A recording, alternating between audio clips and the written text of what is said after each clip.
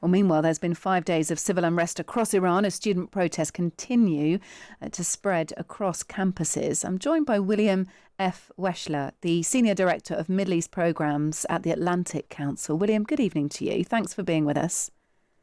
Thanks for having me. There are talks happening tomorrow, aren't there, in Geneva? That is the next round of talks. And having spoken to sort of diplomats before and people who've been involved in peace negotiations, it is fairly normal for there to be, 3, 4, 5 rounds of talks before negotiations either fail or they take a different turn. And the different turn in this case would be, of course, the actions of Donald Trump and what he decides to do if he feels that Iran is not ceding to his requests. I wonder where you feel we are at the moment. We're at an impasse at the moment, and the question is who will blink first. I think it's unlikely that Tehran will offer the kind of strong deal that would meet the thresholds that have previously been expressed by the United States, frankly, in multiple administrations. I think it's possible that Donald Trump might accept a weak deal, but I hope that that's not the case. One of the subtle changes in language that you saw at the State of the Union in the clip that you played was Donald Trump not talking about the demand for zero enrichment, but talking about a commitment to not have a nuclear weapon. Well, Iran has given that commitment many times in the past. The problem is that no one in the rest of the world believes them.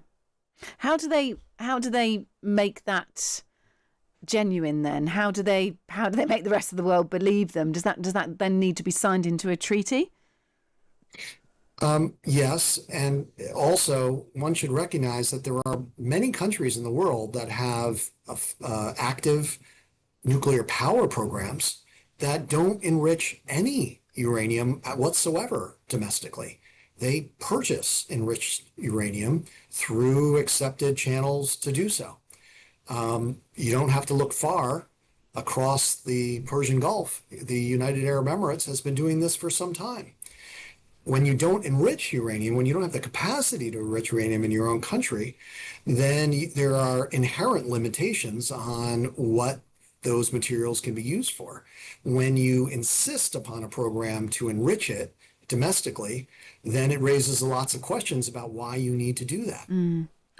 There are 3 options here I'd like to discuss. One is that there is a regime change, that would be the price of avoiding war. The other option is that Donald Trump puts his hands up and says, I'm over this, nothing to see here, we'll leave it at stalemate. And the other option, and probably pick up talks later down the line, and the other option is that he strikes Iran to sort of show that he's not bluffing about this armada build-up around around Iran. And also, of course, what he's been saying repeatedly about the fact that he may strike Iran. A strike is not off the table. Which of those 3 is more likely where we're at the moment, do you think, if we're to take an honest assessment? Because I think we sort of keep hearing, don't we, William, that the US may attack this weekend. They're just days away now. We've sort of been on this precipice for a while. I think the most likely outcome at this point is the third of your 3 options. And let's remember how we got here. We got here because Donald Trump put himself in this position. He put himself in this position when the people of Iran rose up, as they have done many times before, but in greater numbers and for a greater purpose than they had done before. And the regime responded by massacring thousands, most likely tens of thousands of them, at a speed of killing that exceeds what we've seen in Gaza, exceeds what we saw in Syria, in Yemen, in Sudan, even in the genocide in Rwanda. The speed at which they killed perhaps 20,000, maybe more people in 2 days is truly astronomical. And Donald Trump at the time called on the Iranian people to rise up. That had an effect. And then he stood by as they were massacred in the streets. Mm. That is compounding perhaps Barack Obama's biggest error by drawing a red line against Syrian use of chemical weapons and then doing nothing, and combining the biggest mistakes of the Eisenhower administration in 1956 when we called on Hungarians to revolt and then stood by as they were massacred, or the George H.W. Bush administration in 1991 when we called on Shia to rise up against Saddam Hussein and then stood by as they were massacred. So Donald Trump managed to do all of that in a very, very short period of time. He That's a very bad situation. The reason why he stood back is because we didn't have the assets in the region. We had no aircraft carrier strike group in the Persian Gulf, and we had none in the Mediterranean, which is quite an unusual situation. And we had that because they were all off the coast of Venezuela, as you might recall. So he had to stand up for this. The credibility of the United States was on line. The Iranians very astutely changed the subject to a nuclear file, which is something that they're much more comfortable with.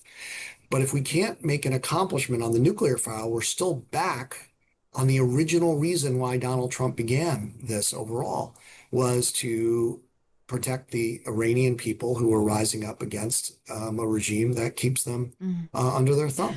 In his State of the Union speech last night, Trump also raised for the first time the charge that Iran was working to build missiles that will soon reach the United States. That is what he thinks is on the agenda. But I wonder if he did attack Iran, what the capability and the impetus of Iran is to respond, how they might respond if you were to war game this a little bit. What might we expect? Could we see Iranian proxy groups grabbed or drawn into this even? People like the Houthis in Yemen, Shia militias in Iraq, Hezbollah in Lebanon. Could it become a wider conflict? It could. I suspect, without knowing anything, that about the inner workings of the highly classified war plans that are going to President Trump. But having done this kind of work before, I suspect that President Trump is seeing three strategic options. He's seeing a package of options that is enforcing the red line. He's seeing a package of options that is about degrading Iranian capabilities. And he's seeing a package of options that is about removing the regime. On the first one, which is probably most likely what he'll choose, because he really doesn't want war, it would basically be going after all of the internal security elements, their headquarters across the country that were directly responsible for murdering their people. That would have the benefit from Donald Trump's point of view of saying that he enforced his red line. It's possible at that point, if things are communicated very clearly to the Iranian regime, that the Iranian reaction would be as performative as it was last time that the United States struck, when it struck the Fordo nuclear plant and other targets, and the response was a performative, symbolic strike on Qatar that was designed not to have any effect, and so then it would de-escalate the situation. That's a possible scenario, and then we're out of the immediate threat. But it's also possible that the Iranians might miscalculate and do something far more serious, in which case Donald Trump would move up his escalation ladder to degrade. And then you have the question of what the Iranian people will do, because if the Iranian people take the opportunity to rise up again, then we really don't know where this is going to. Well, then you're moving into option 3, aren't you?